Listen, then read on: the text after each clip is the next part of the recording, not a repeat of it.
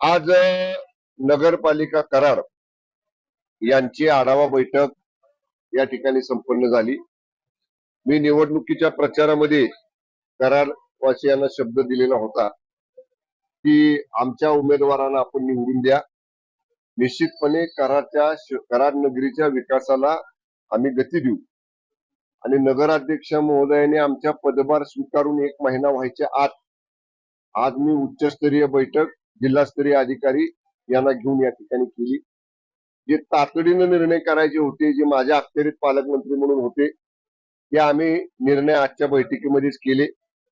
काही निर्णयांसाठी मी जिल्हाधिकाऱ्यांना सूचना दिलेल्या आहेत की त्यांनी त्यांच्या स्तरावरती बैठक घेऊन हे प्रश्न मार्गी लावावेत।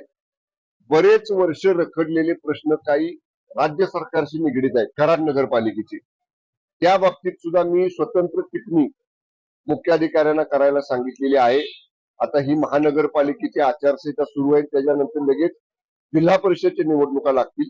त्या दोन्ही निवडणुका संपल्या मी माननीय उपमुख्यमंत्री तथा नगरविकास मंत्री आदरणीय एकनाथजी शिंदे साहेबांच्याकडे या राज्य स्तरावर जे प्रलंबित प्रश्न आहेत नगरपालिकेचे ते सोडवण्यासाठी या ठिकाणी आपण बैठक मुंबईमध्ये घेणार आहोत। आदरणीय शिंदे साहेबांनी सुद्धा जेव्हा या निवडणूक प्रचाराला ते कराड नगरीमध्ये आले होते तेव्हा त्यांनी सांगितलेलं आहे की कराडच्या विकासाला निधी कमी पडू देणार नाही।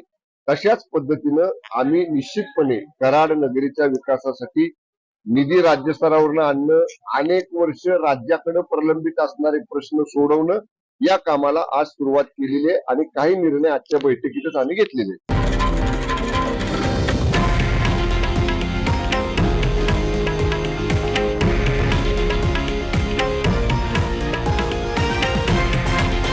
हे आहे देशातील नंबर 1 न्यूज नेटवर्क आणि आपण पाहत आहात TV9 मराठी, एकमेव।